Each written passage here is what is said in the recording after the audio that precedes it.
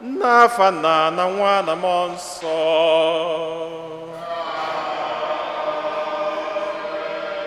Ka ngọzi nke Onyenwe anyị Jesu Kristi na ịhụnanya nke Chukwu Nna na ịdịkọ n'otu nke Mmụọ Nsọ na-enye dịrị unu niile.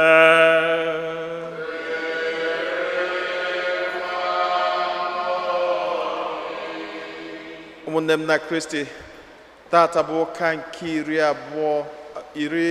iri na ise n'oge nkịtị nke ụka. Anyị na-ekene Chineke maka ọtụtụ ngọzi ya n'ebe anyị nọ, maka mbunye, maka amala nke ọ na-enye anyị. Ka anyị na-ekene Chineke maka onyinye ọma ndị a niile. Ka anyị na-ewele onwe anyị, na-ewele ezinụlọ anyị, na-ewele atụmatụ anyị niile dị mma, na-erunye n'aka Chineke, na-ayọ ka ọ na-edu, ka ọ na-agọzi, ka ọ na-agbazili anyị. Anyị nwere ọtụtụ ebumnobi ndị ọzọ nke anyị ji gbakọta ọnụ n'aja masị n'ụwa. Ka anyị dunatazie n'isi ala runyere Chineke ebumnobi ndị ahụ niile.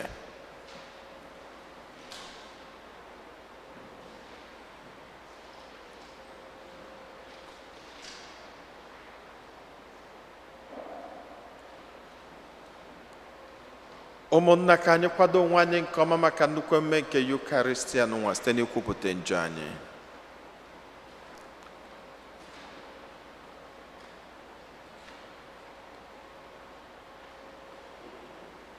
ekwupụta m ngwa Chineke ji ike niile.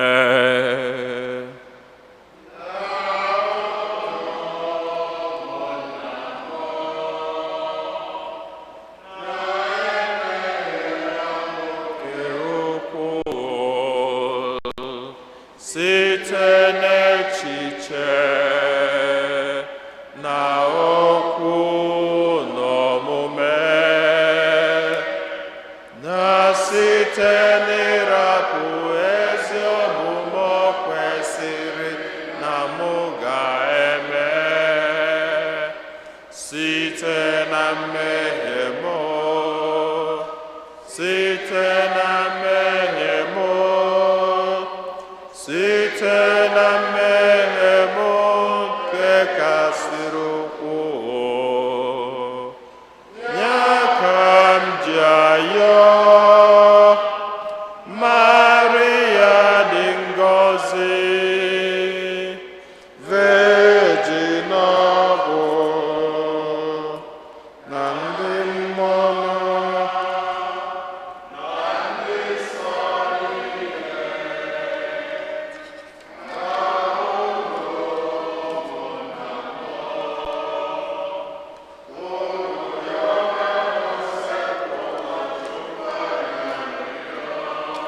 ka Chineke ji ike niile mere anyị ebere, gbaghara anyị njọ anyị, duru anyị na ndụ ebebe.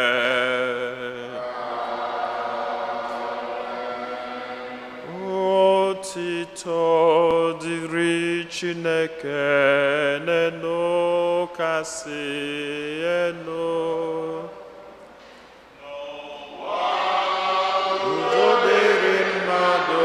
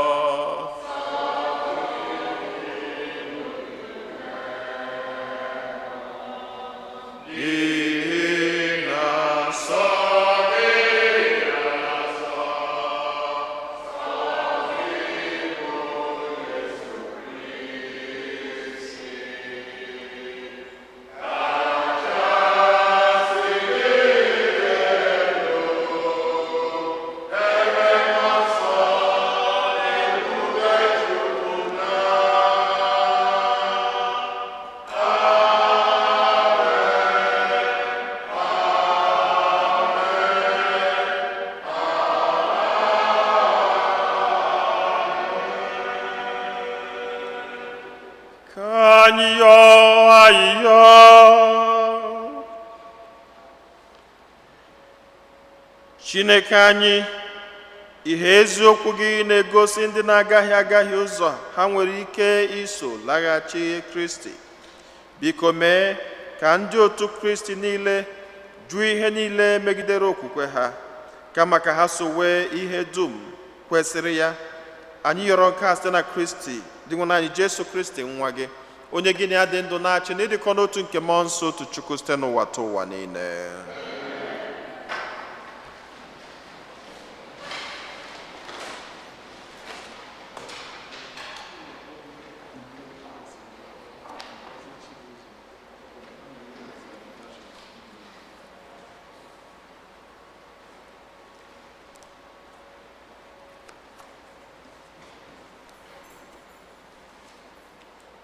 Ihe ọgụgụ ewetara n'akwụkwọ nke Deuteronomy. Moses gwara ndị mmadụ ahụ sị, nụrụ unu okwu nke dị nwenụ Chineke unu,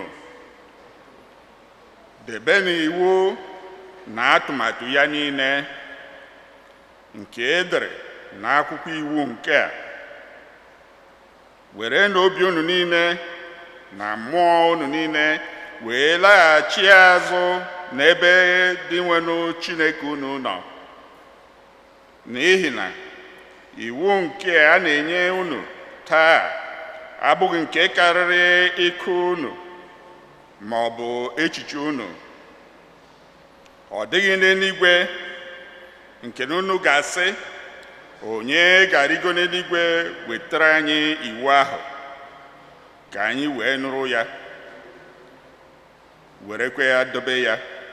Ọ dịghịkwanụ n'okpuru osimiri nke unu ga-asị, onye ga-agafe osimiri wee wetara anyị iwu ahụ ka anyị wee nụrụ ya wee debekwa ya.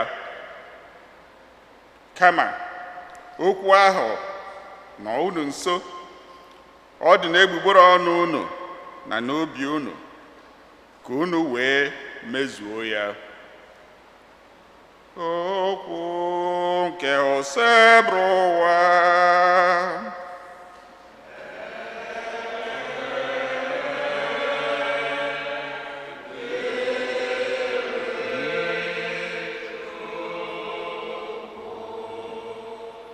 Chọwanụ ụdị nwenụ mgbe unu nọ na mkpa, ka unu wee dị ndụ.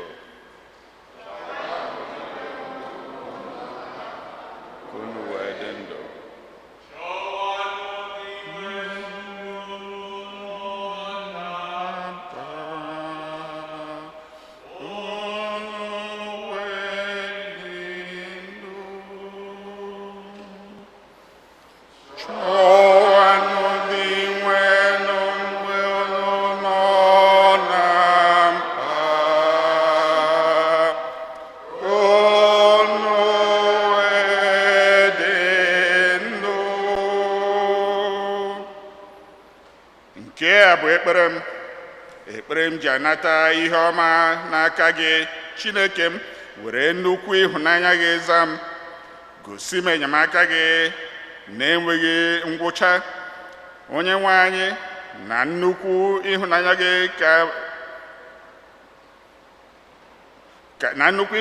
gị zaa m oku, n'ihi na ịhụnanya gị ebuka. Were nnukwu ebere gị tụgharịa, lee m anya.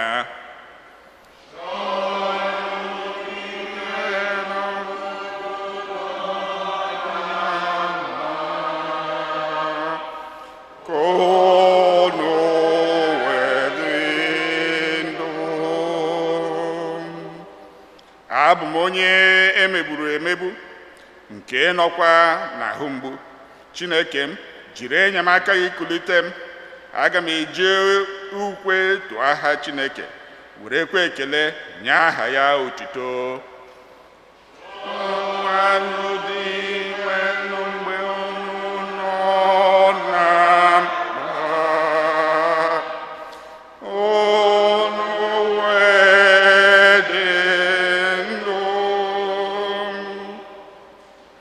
Mgbe ụmụ ogbenye hụrụ ya, ha na-enwe obi ụtọ.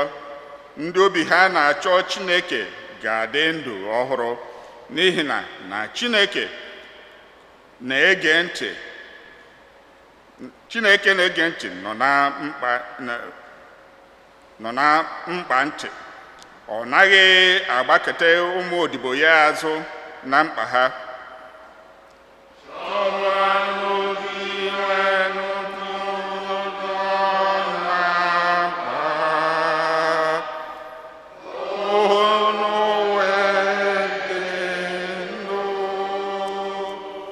N'ihi Chineke ga-eweta enyemaka na Zayọn. Ọ ga-ewugharị obodo niile nke Judea. Agbụrụ ụmụ odibo ya niile ga-eji ya mere ebe obibi. Ndị niile hụrụ aha ya n'anya ga-ebikwa na ya.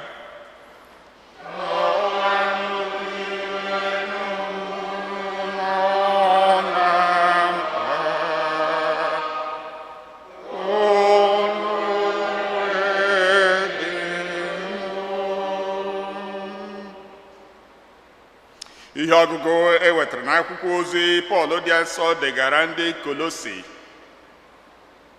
Kristi bụ onyonyo nke Chineke ahụ na-adịghị ahụ anya, bụrụkwa onye e buru ụzọ mụọ n'ihe niile ekere eke, ma ihe dị n'ahụ anyị na ihe ndị a na-adịghị ahụ anya esitere na ya mee ihe dum.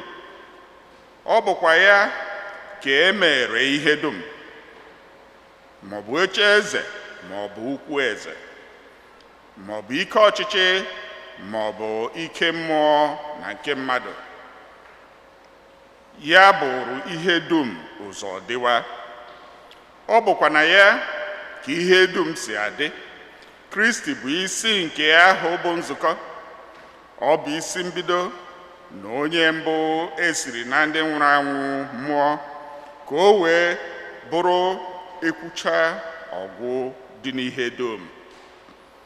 Ọ masịrị Chineke ime ka izu oke niile o jiri bụrụ Chukwu zuo oke n'ime Kristi, ka e wee mee udo na agbata ihe dum n'ime Kristi.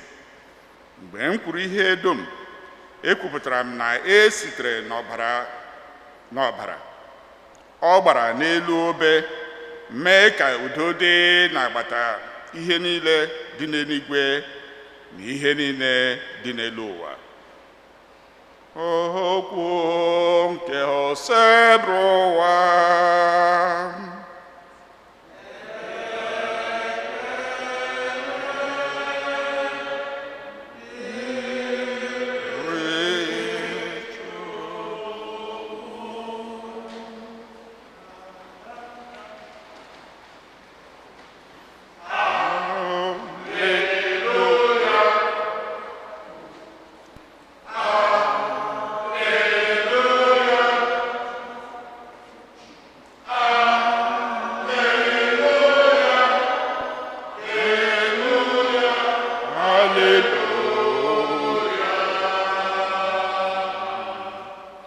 Onyenwe anyị, okwu gị bụ mmụọ, ha bụkwa ndụ.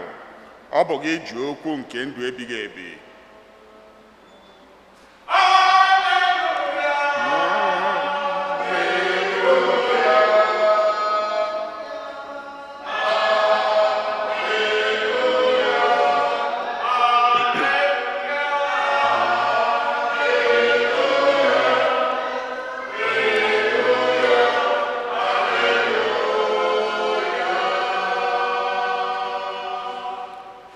Onyenwe anyị nọnyere unu.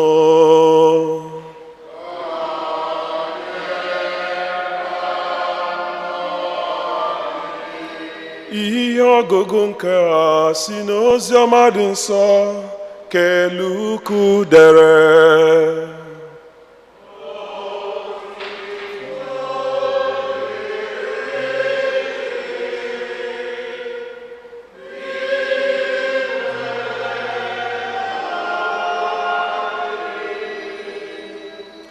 Isiokwu: onye bụ onye agbata obi m? Ma lee, otu onye ọkaiwu biliri chọọ ụzọ ịnwude Jesu site n'ajụjụ. O wee jụọ ya sị, onye nkụzi, gịnị ka m ga-eme ka m wee keta ndụ ebighị ebi?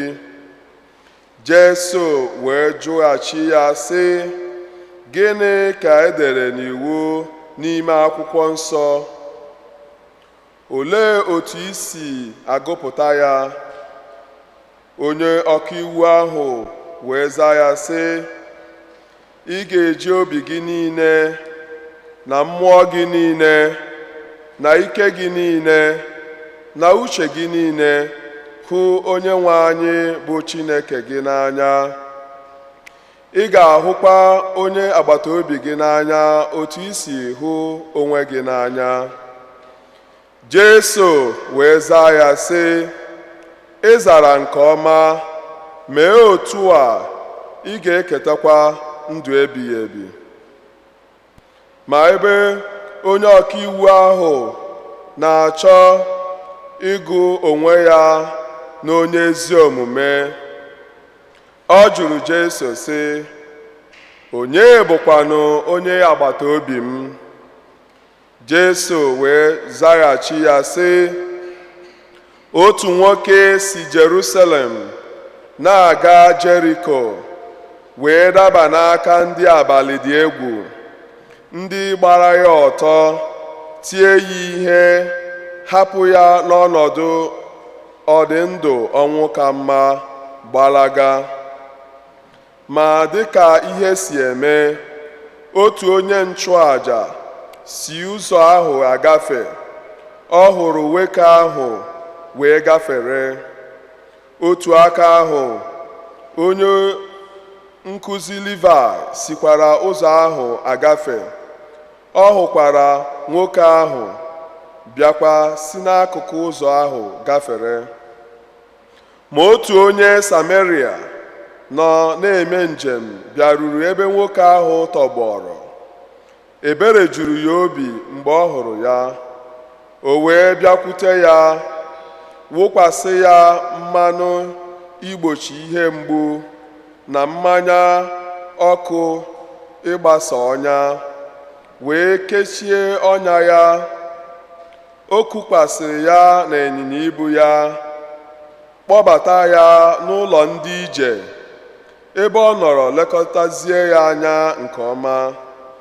N'echi ya, onye Sameria ahụ fọpụtara $2 nye onye na-elekọta ụlọ ndị ije ahụ, wee rịọ ya sị, biko lezie nwoke a anya nke ọma. Ihe ọbụla i mefuru n'elu nke a m nyere gị, mgbe m bịaghachiri, aga m akwụchiya gị. Jesu wee jụọ onye ọkaiwu ahụ sị, n'ime mmadụ atọ ndị a, onye ka ị chere gosiri na ya bụ onye agbata obi nwoke ahụ nke dabara n'aka ndị abalị dị egwu? Onye ọkaiwu ahụ wee zaa ya sị, onye ahụ mere ya ebere. Jesu sịrị ya, gaa gị onwe gị mekwa otu ahụ. Ozi ọma nke o sepụrụ ụwa.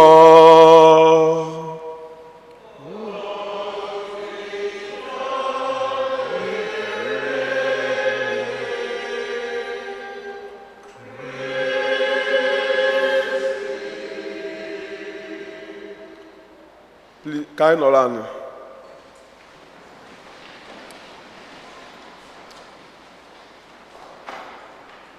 Ụmụnne na Kristi, ihe ọgụgụ nke mbụ agụla anyị Moses na-agwa ndị Israel, and by extension anyị niile nọ ebe a, na iwu Chineke is not a skyrocket science. Abụghị ihe inidiri ije n'ọnwa wee fụ. Iwu Chineke edeghị ya n'ime obi anyị niile nọ ebe a. The law of God and the commandment of God has been written in our hearts. Ọ bụrụ ihe ị nidiri ịga ebe ọbụla ka ị gafu ya, mana mgbe ụfọdụ anyị na-afụ ọtụtụ ndị mmadụ ndị maara ọtụtụ ihe gbasara anyị nwa. Ị afụ ndị mmadụ ha machara ihe niile gbasara gị, ọpụpụ gị na mbata gị niile ha machara ya, mana o ruzie obere ihe nụ ha kwesịrị ime, ha na-emezi ka ya sị na ha mara ife ha kwesịrị ime. Onye ọka iwu a na-achọ ụzọ ya esi wee jide Jesu. So ọ bụghọdụ na ọ chọrọ mmụta, kama ọ chọrọ ikwere Jesu ọnya ka ọnya wee ma Jesu. Onye ọka iwu ka ọ bụ. He understands the letters of the law, but he fails to apply the spirit of the law. Wee na-ajụ Jesu, kedu ihe m ga-eme ka m wee keta alaeze Chineke? Onye nwe anyị zara ya, hụ mmadụ ibe gị n'anya, ime otu a ị ga-eketa alaeze Chineke. Yes. So, but then, o jughị ya afọ, o wee sị, mana onye bụkwa na onye agbata obi m? This guy is a scholar of law. He ought to have studied law and studied all these things. O decide ya ka ọ jụọ ya Jesu ka o wee kwanye Jesu n'onunu. Mana akwụkwọ nsọ sị, gaa nwakwana Chineke gị ọnwụnwa. Jesu wee nye ya ụkabuilu, gwa ya maka the priest, the Levite, and the Samaritan. Wee gwa ya na mmadụ na-atọ a fụrụ ebe ndị ohi, ndị abalị dị egwu kuturu mmadụ. The priest fụ ya, onye nchụaja fụrụ ya, si ụzọ nke ọzọ gafelu. The Levite fụrụ ya, si ụzọ nke ọzọ gafelu. Onye Samaria, the Samaritan, bụ onye fụrụ ya wee sị, owuti ya n'ọnọdụ nwoke anọ ya, ọ kwụsị, were buru ya tinye na anyịnya ibu ya. Mana ka njọ gị, onye bụ onye Samaria? Ndị Samaria bụ ndị nnọọ a na-eche na alaeze eluigwe abụrọ for them, na alaeze eluigwe abụrọ maka fanwa. The Samaritans are seen by the Jews, the other part of the Jews, as sinners, those who can never make heaven. And that's why Jesus used that parable. Ịmakana mgbe Jesu jụrụ onye a, onye n'ime mmadụ na-ata bụ onye agbata obi nwoke a akụturu n'ala. He understands very well that Jesus used three characters: the priest, the Levite, the Samaritan. But when he wanted to answer, he said, the man that showed him mercy. He never wanted to have anything to do with Samaritan. He refused to mention that name. Because for him and the people like him, Samaritans can never make heaven. He dodged that name. That name will never proceed from his mouth. Osi Jesu, no. Ihe ndị mmadụ ndị na-eme na ha machi ihe niile, ihe ha ji ada na exam, akpọrọ gị afọ mmadụ ịtọ. Sị gị, onye n'ime mmadụ na-atọ a? Ọ sị na onye nke nọ mere ya nwoke a ihe ọma.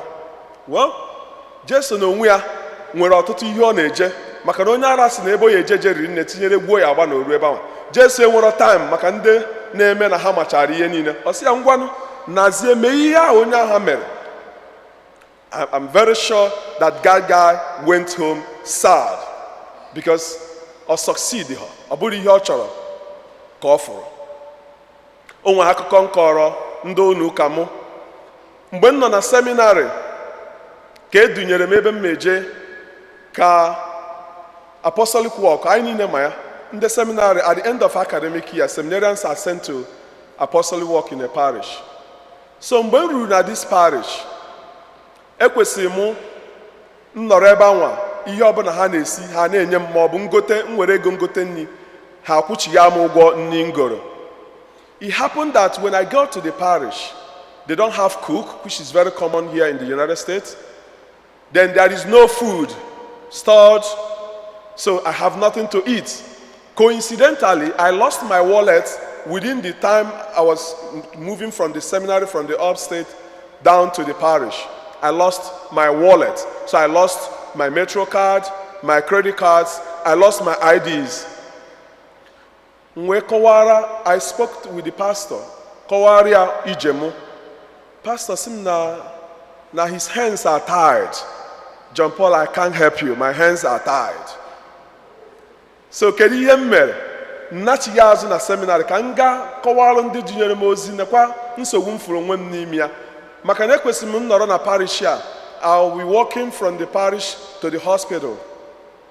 And there is no way I could do that job without at least having a Metro card and being able to eat at least a square meal or two in a day. So it was almost impossible for me. So I have to go back to the seminary. By the way, in the seminary, I na-enwe ọtụtụ ugboro anyị na-atụkọ ego as seminarians na-enyere ndị ọzọ, ndị Middle East, ndị Israel, ndị Haiti, people ebe ndị mmadụ nwechara problem, anyị na-atụkọ ego as seminarian na-esendichara ndị a. Onye nkuzi anwa dịkwa in charge of that purse ego anwa ka m jekwara meet ewesị ya nekwa nsogbu m furu onwe n'ime ya, o nwere ka ihe esi gbatara m ọsọ enyemaka, maka na ọ bụgodu na obere ego ka inye m diocese m nyekwazie m ego ka m nyekwa gị, maka na seminary we have seminarians from different dioceses. Osim John Paul, my hands are tied. I can't help you. Mụ jee gwa rector bụ onye isi ụlọ akwụkwọ. Ozugbo m si n'ọfịs ya apụ, nnukwu ọ na-akpọ rector na-agwa rector ihe niile mụ na ya kwuru. Njeruo n'ọfịs rector gwakwa m ihe niile ahụ ọ gwa m sị m, John Paul, my hands are tied. I can't help you. Gịnị ka m mere? M wee kpọba my friends, fellow seminarians to come to my aid, and they came to my aid. We all know that in this case, those who supposed to be my family, my neighbor, they failed me. Ndị bụzi my neighbor, my family bụ ndị seminary anyere m aka. My dear friends, anyị nọ na ụwa ebe ndị mmadụ na-eme nwere class. You are not in my class. You are not in my financial class or in academic class or in the other class or the other class. And for that, I have no business with you. For that, my hands are tied. Mana onye nwe anyị Jesu Kristi na-agwa anyị tata na anyị kwesịrị ịfụ mmadụ ibe anyị n'anya etu anyị si fụ onwe anyị n'anya. Onye bụ ihe ọ na-agwa anyị. Na anyị ga-afụ mmadụ ibe anyị n'anya etu anyị si fụ onwe anyị n'anya. The law is meant for man, not man for the law. E mere iwu ka iwu nyere mmadụ aka, emeghị iwu ka iwu tinye mmadụ n'ọnọdụ ọjọọ. Ụmụnne m, a sị na atụchaba ihe dị n'ajị, onye nwe ajị agbara ọtọ. A sị ka akọba ihe gbasara ihe ọgụgụ nke tata aya ya n'ebe a. Mana ihe anyị na-ayọ Chineke na ajamasị a bụ ka o meghee mmụọ anyị na obi anyị, maka na mgbe ụfọdụ a na-ekwu okwu maka ndị na-eche na na onye nke a abụghị mmadụ, na ọha nwa bụ mmadụ, na ọha nwa bụ ndị siri ike. When you talk about racism, you think that racism is about only maybe the whites talking about the black or the black talking about the blue. No, we all have that racist tendency in each and every one of us. You can imagine, ọ bụrụ na ị nọ na Nigeria, mmadụ ahụ ekpọ gị aboki, ị ya anụ ọgụ. So onye nwe anyị Jesu Kristi na-ekwu, if you can only attend to those who can attend to you, then you are not better than the Pharisees. We are all called to be brothers and sisters. Whatever you can do to yourself, whatever you can do to someone from your family, whatever you can do to anybody, do it to someone. By the way, we have a professor of law in our country who is actually the vice president of our country and a pastor indeed. But under his watch, many Christians are being slaughtered every day. And that's exactly what the Bible is talking about. Under his watch, Christians and alike are killed every day. My dear friends, in this holy sacrifice of Mass, let us ask our Lord Jesus Christ to open our eyes to see others and to love others as we love ourselves.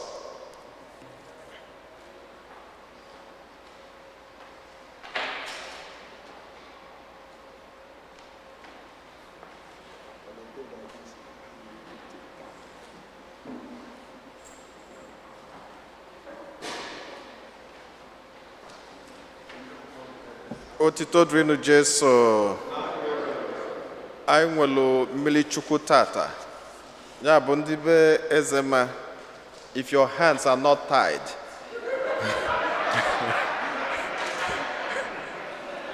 come up to the altar.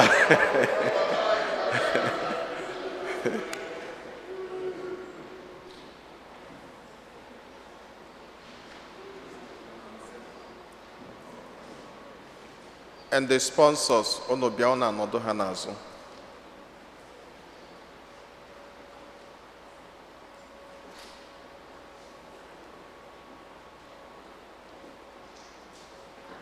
Sponsors, nọdụ ha n'azụ.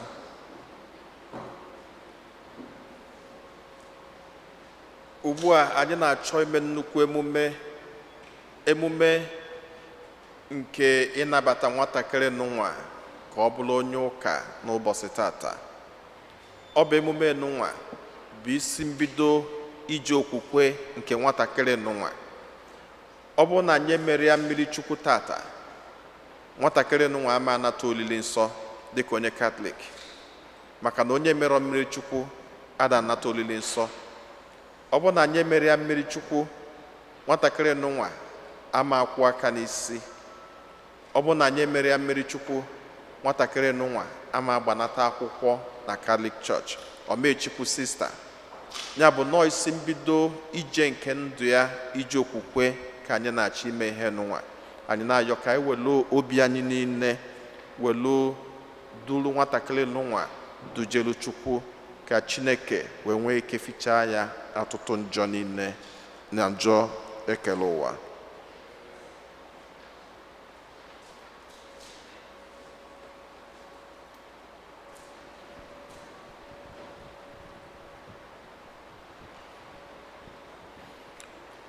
Kedu afa unu chọlụ inye nwa unu? Chizara. Kedu ihe unu na-achọ n'aka ụka maka Chizara? Baptism. Baptism. Ihe ajụ nne na nna ya ajụjụ nụnwa bụ na nwatakịrị nụnwa Chizara ama aza nwa ọnụ ya. Ya bụ na anyị na-eme Chizara mmiri Chukwu site n'okwukwe nke nne na nna ya. Ya bụ nne na nna ya ka anyị nekwasara anya were eme nwatakịrị nụnwa mmiri Chukwu. Ihe ọ pụtara bụ na ha ga-azụ nwatakịrị nụnwa ọfụma. Nne m, ọ maka gị ka anyị na-ekwu. Ihe ọ pụtara bụ na ha ga-azụ nwatakịrị nụnwa n'okwukwe. Ọnya ka ha na-ekwe na nkwa ya n'ụbọchị tata. Ya bụ na ọ bụ na nwatakịrị nụnwa na-azụrụ ya n'okwukwe, ihe o mean bụ na the parents have failed the church and they have failed the child.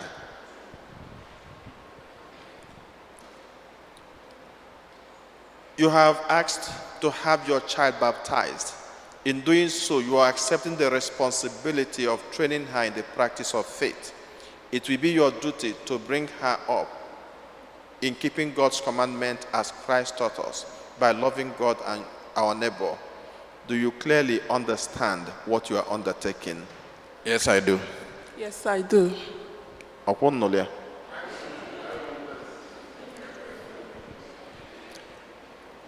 Are you ready, the sponsors? Are you ready to help the parents of this child in their duty as Christian parents? Yes, I do. Yes, I do. Chizara, the Christian community welcomes you with joy. In its name, I claim you for Christ our Savior by sign of his cross. I now trace the sign of the cross on your forehead. Afterwards, I invite your parents and godparents to do the same.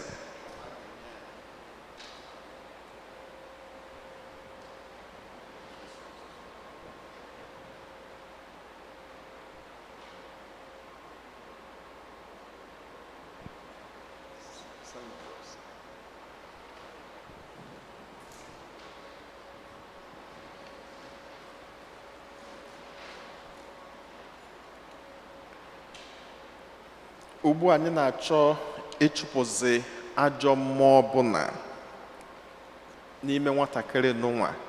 Ihe ọbụla bụ mmụọ ọjọọ ma njọ o buwere obi ụwa ma nke o ketalụ na nke Adam na Eve, nke ọbụla ọbụla ihe ọbụla bụ njọ na-arụ nwatakịrị n'ụwa, ọnya ka anyị na-achọ ịchụpụ ugbu a. Almighty and ever-living God, you brought your only Son into the world to conquer the power of Satan, spirit of evil, to rescue man from the spirit of darkness and bring him into the splendor of your kingdom of light. We pray for this child Chizara. Set her free from original sin and make her a temple of your glory, and send your Holy Spirit to dwell with her. We ask this through Christ our Lord. Ugbu anyị ga-etezi ya mmanụ. Unu cheta ọfụma, unu ga-ama na mgbe ọbụla a na-eme nwatakịrị baptizim, a na-eji mmanụ na-abọ were eme. Mmanụ nke mbụ bụ nke anyị ga-etie ugbu a, nke a ga-etie n'obi. Nke a ga-etie n'obi bụ ka e wee sachapụ njọ niile ya na-arụ, oil of the catechumen. Ọ anyị tesizie nke a, anyị na-ekpekwazi ekpele. Enwere ebe ọ ga-abụ oluo, anyị echie nwatakịrị n'ụmụ ụkọchukwu, onye amụma na onye eze. Ya bụ ugbu anyị na-achọ itie mmanụ n'obie, mmanụ a ga-eji wee sachapụ njọ niile.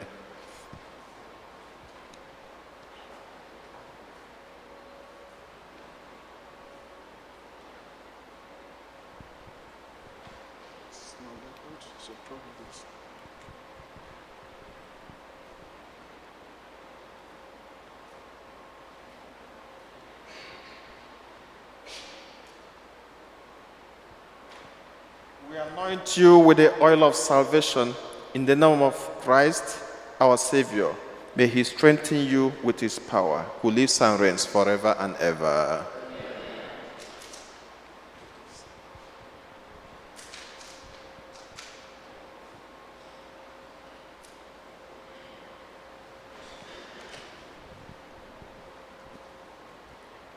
My dear brothers and sisters, we now ask God to give this child new life in abundance through water and the Holy Spirit. Anyị ga-agọzizi mmiri, anyị gọzizie mmiri, then anyị emebezia emume ndị ọzọ. Father, you give us grace through sacramental signs, which tell us of the wonders of your unseen power. In baptism, we use your gifts of power, which you have made a rich symbol of the grace you give us in this sacrament. At the very dawn of creation, your Spirit breathed on water and making them the wellspring of holiness. The waters of great flood you made a sign of the waters of baptism that make an end of sin and new beginning of goodness. Through the water of the Red Sea, you led Israel out of slavery to be an image of God's holy people, set free from sin by baptism. In the waters of Jordan, your son was baptized by John, anointed with the Spirit. Your son willed that water and blood should flow from his side as he hung upon the cross. After his resurrection, he told his disciples, "Go out, teach all nations, baptizing them in the name of the Father and of the Son and of the Holy Spirit." Father, look now with love upon your church and unseal for her the fountain of baptism. By the power of the Spirit, give to the water of this fount the grace of your Son. You created man in your own image and likeness. Cleanse him from sin in new birth to innocence by water and the Holy Spirit. We ask you, Father, with your Son to send the Holy Spirit upon the water of this fount. May all who are buried with Christ in the death of baptism rise also with him to newness of life. Ayoronka, Stena Christi, Onyenwanyi. Amen. Anyị agọsigo mmiri kịta, anyị ga-ekpezi ekpele, anyị kpesi ekpele, then anyị ajụ ekwensu. Maka ndị mana ekwensu na-anọ n'ụlọ ụka, ọkwe? Ekwensu na-abịa ụka nọdụ ana n'oche. Ị na-ekwu ọ na-aba. Even emekata ọsị gị pụọlụ ha n'ụlọ ụka nọ nke ha.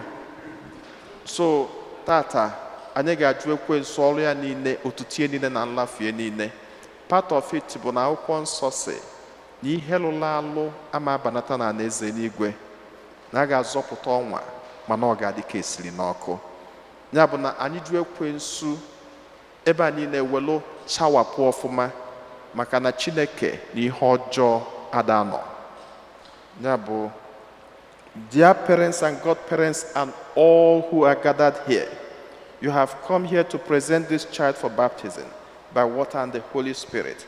She is to receive the gift of new life from God, who is love. On your own part, you must make it your constant care to bring her up in the practice of faith. See that the divine life which God gives her is kept safe from the poison of sin to grow always stronger in his heart. If your faith makes you ready to accept this responsibility, renew now the vows of your own baptism. Reject sin. Profess your faith in Jesus Christ. This is the faith of the church. This is the faith in which this child is about to be baptized. So I ask the parents, godparents, and all who are gathered in this church, do you reject Satan? I do. And all his works? I do. And all his empty promises? I do. Do you believe in God, the Father Almighty, creator of heaven and earth? I do. Do you believe in Jesus Christ, his only Son, our Lord, who was born of the Virgin Mary, was crucified, died, was buried, rose from the dead, and is now seated at the right hand of the Father? I do. You believe in the Holy Spirit, the Holy Catholic Church, the communion of saints, the forgiveness of sins, the resurrection of the dead, of the body, and life everlasting? I do. This is our faith. This is the faith of the church. We are proud to profess it in Jesus Christ our Lord. Amen. Now I ask again, is it your will, parents, that Chizara should be baptized in faith of the church, which you have all professed with you? Yes. Yes. Okay. So I got about that Thursday. Never again, never. Bring this one and the cotton wool. This and cotton wool. Bring this one. You will use one and water. I'll use it. I got a child. Okay, no, don't worry. Chukune n'ụwa na-aga m eche ntị n'okwu nke nzukọ, na-aga m ajụ otito aja mmụọ nye maka o Maria ka were mee ihe nkwere na nkwa maka o Maria ka were mee ihe nkwa na nkwa.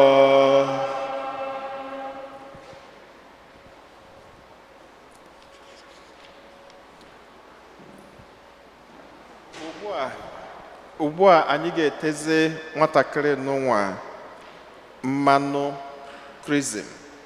Mmanụ krizim bụ mmanụ eji echi ndị ụkọchukwu. Mmanụ krizim bụ mmanụ eji eme echi ndị amụma. Mmanụ krizim bụ mmanụ eji echi ndị eze. Yeah, but at this point, we are about to anoint Chizara and make her a priest, and make her a prophet, and make her a queen in the presence of God. God, the Father of our Lord Jesus Christ, has freed you from sin, given you a new birth by water and the Holy Spirit, and welcomed you into his holy people. We now anoint you, Chizara, with the chrism of salvation, as Christ was anointed priest, prophet, and king, so you may live always as a member of his body, sharing everlasting life.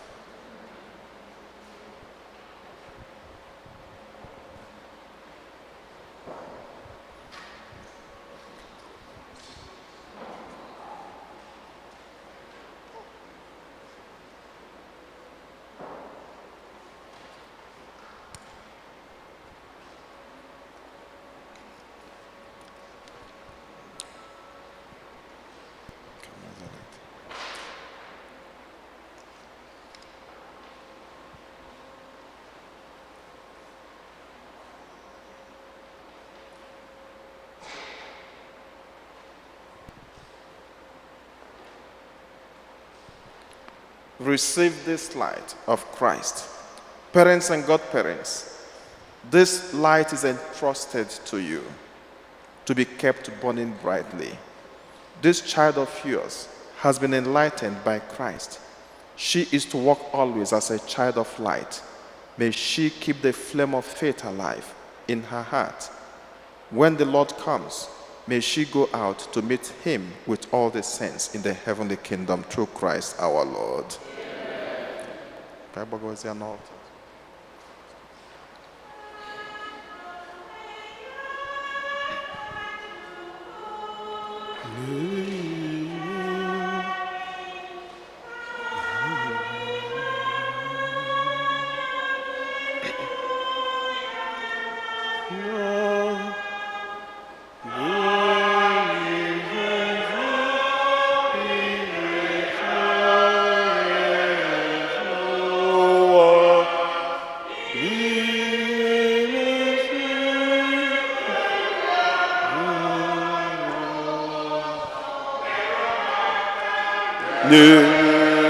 Nirumaka,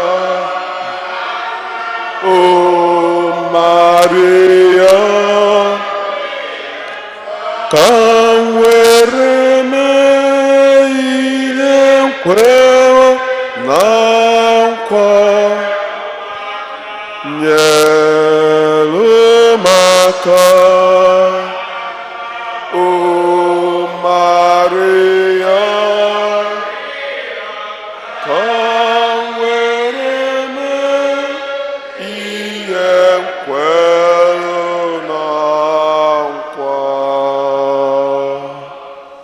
Ugbu a nwatakịrị n'ụwa enwetago ife Kristi. The light of Christ is shining in her life. Ugbu anyị ga-eyibezi akwa.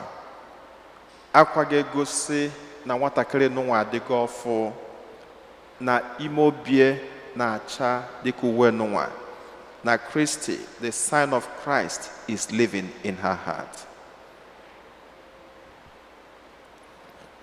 Chizara, you have become a new creation and have clothed yourself in Christ.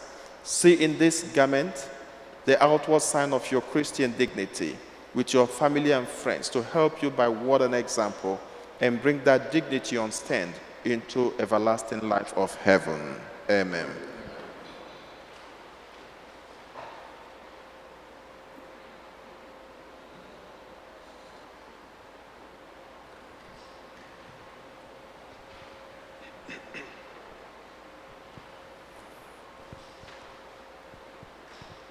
Ugbu a ga-agọzizi ntị ya, gọzikwazi ọnụ ya. Gịnị mere eji agọzi ntị ya na ọnụ ya? Ihe eji agọzi ya bụ ka okwu Chineke na-abanye na ntị ya, ka okwu ahụ sikwazi n'ọnụ ya welu na-apụ welu na-akụzili ndị ọzọ, maka na nwatakịrị n'ụwa bụ onye ụkọchukwu, onye amụma na onye eze. Ya bụ ọ bụ ntị ọ ga-ejiwe na-anụ okwu Chineke, welukwazi ọnụ ya welu na-ebu amụma dịka onye amụma nke Chineke.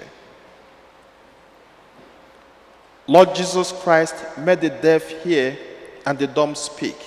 May he soon touch your ears to receive his words and your mouth to proclaim his faith to the praise and glory of God the Father. Amen.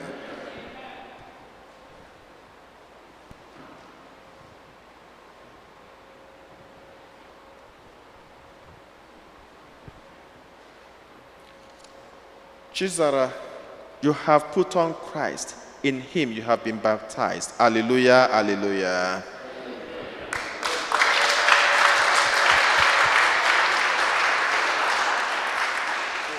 Ị ga-emenyụzi kandụl n'ụwa, mana unu ga-eji wee kpegide ekpele until ọgwụ. Ana mgbe unu ga-eji na-ekpe ekpele, anya unu ga-eghele oghe, unu alarụkwa n'ụla before unu eso unu n'ọkụ.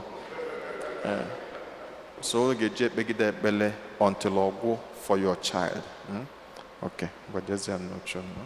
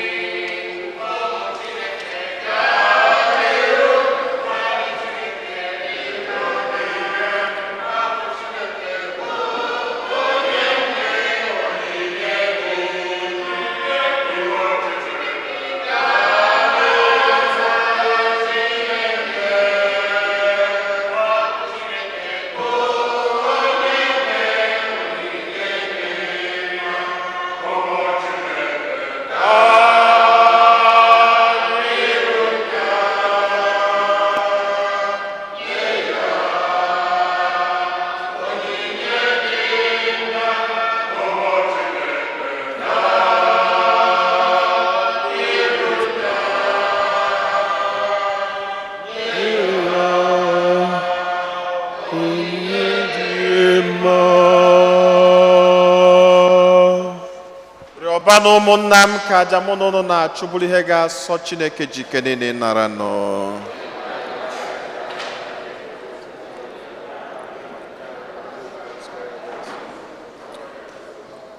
Onye nwe anyị, were afọ ọma lekwasị anya n'onyinye nke nzukọ gị na-ebunye gị. Biko mee ka anyị site n'iketa oke n'ime ha na-adịwanye asọ.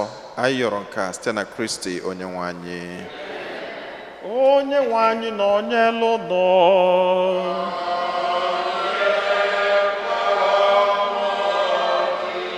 Mwenite n'obi ihe nọ.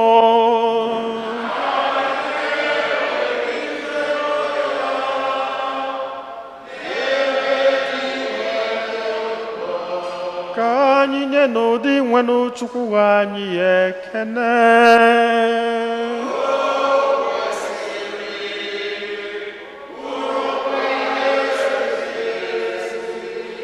O kwesịrị ezi bụrụkwa ihe ziri ezi na-azọ ndụ na anyị ga-enye gị ekele oge niile na ebe niile. O nna dị nsọ Chineke jikere na onye dị ụwa tụwa site na Kristi dị nwe anyị. Onye sitere n'obe ya na mbilite n'ọnwụ ya zọpụta anyị na njọ na ọnwụ ebebe. Sitekwa na ya kpọbata anyị n'ọkwa dị otito nke anyị jiri bụrụ agbụrụ ahọtara ahọta, ndị nchụaja nọ n'ọkwa eze, mba dị nsọ ndị Chineke nwetara onwe ya, ka anyị bụ ndị siri n'ọchịchị kpọbata n'ihe nke gị dị ebube, na-ekwupụta aka ọrụ gị n'ụwa niile. N'ihi nke a, anyị na-eso igwe ndị mama niile nke eluigwe na-eto ebube gị oge niile na-asị: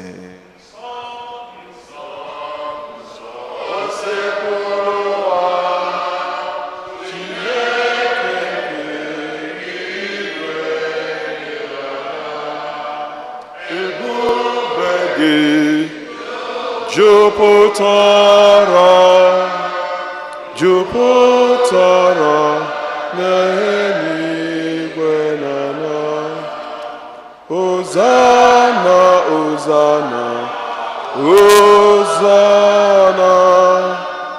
Hozana n'elu kasị elu. Ọ dị ngọzi onye bịara n'aha Onyenwe anyị. Hozana, Hozana, Hozana,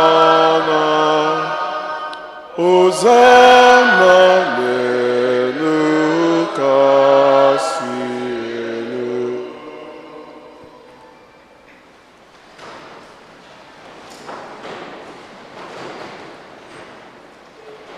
Nna anyị dị nsọ ezie, sọ gị na-edo ihe dum nsọ. Anyị na-arịọ ka ido onyinye ndị a nsọ site irukwasị ha mmụọ gị, ka ha wee ghọrọ anyị arụ n'ọbara nke onye nwe anyị Jesu Kristi, onye bịara tupu edunye ya n'ọnwụ nke o jiri aka ya wee nara. O were achịcha nye gị ekele na otito, nyawa ya nye ya ụmụazụ ya sị: naranụ nke a, rienụ ya unu niile, nke a bụ arụ m ka a ga-eduru nye maka unu.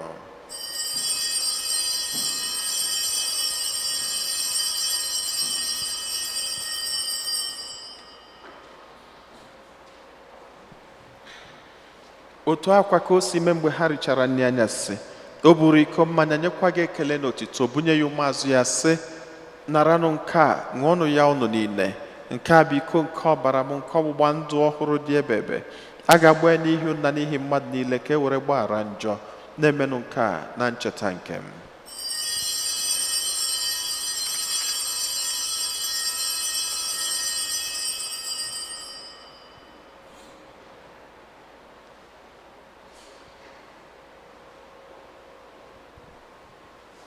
Ka anyị kwupụtanụ n'ihe omimi nke okwukwe anyị na-eme ugbu a.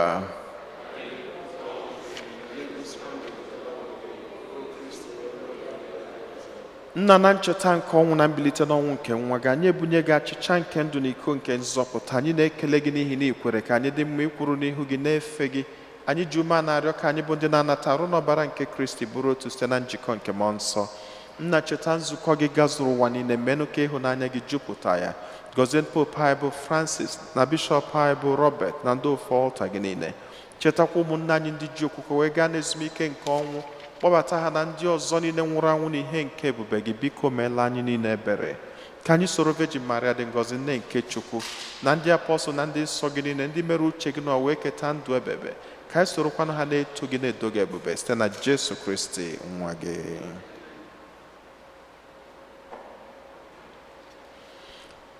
Ihe niile kere eke na-esonye bụ Kristi, na-esikwa n'ime na n'aka ya, na ịdịkọ n'otu nke mmụọ nsọ, na-enye gị bụ Chukwu nna ji ike niile nsọpụrụ na otito niile site n'ụwa ta ụwa niile. Nna anyị nọ n'eluigwe,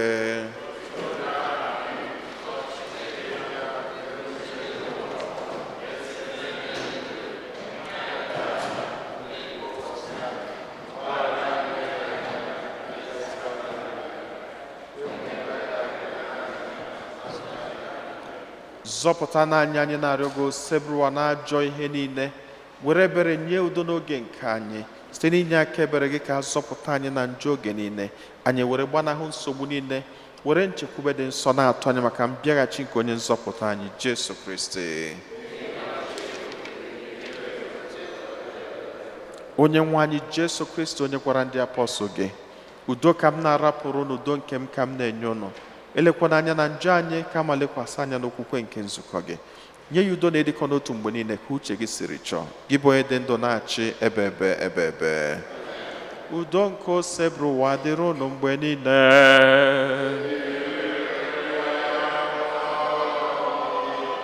Nyerịta n'onwe unu wee kene nke udo.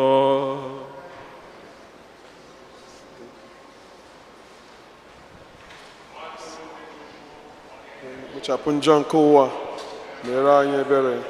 Nwa atụrụ nke Chukwu na onye na-ekpochapụ njọ nke ụwa, mere anyị ebere. Nwa atụrụ nke Chukwu, onye na-ekpochapụ njọ nke ụwa, nye anyị udo.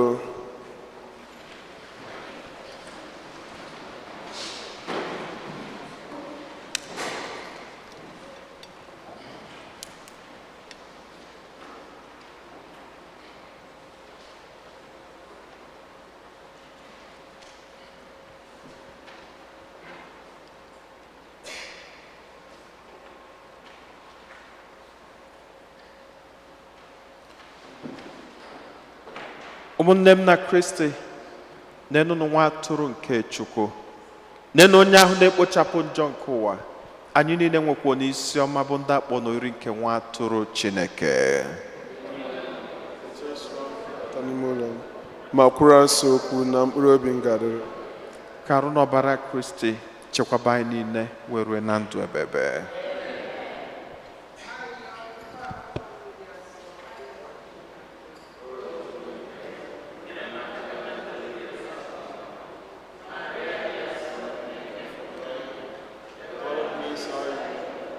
Ezigbo ọmụmụ nche